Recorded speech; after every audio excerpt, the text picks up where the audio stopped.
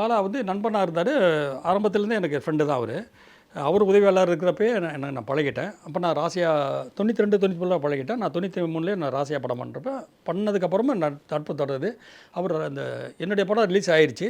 Release ஆனதுக்கப்புறம் எனக்கு ஒரு தேக்க ஏற்பட்டுருக்கு.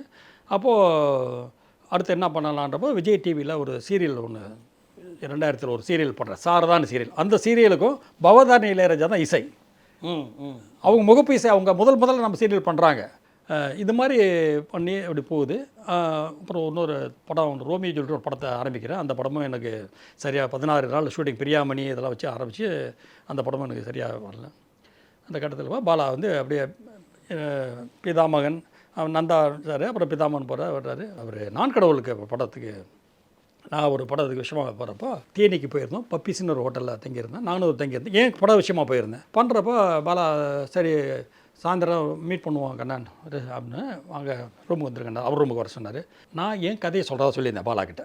நான் எந்த படம் டைரக்ஷன் பண்ண போகிறேன்னா அந்த கதையை நான் பாலாக்கிட்ட சொல்கிறேன் அப்படின்னு சொன்னேன். சொல்லிட்டு தான் இருந்தேன். சாயந்தரமாக கேட்குறேன்னாரு பாலா. நான் ரூமில் வந்து சாயந்தரமாக போய் கதை சொல்கிறக்காண்டியே போகிறேன். பாலா தனியாக இருந்தார்.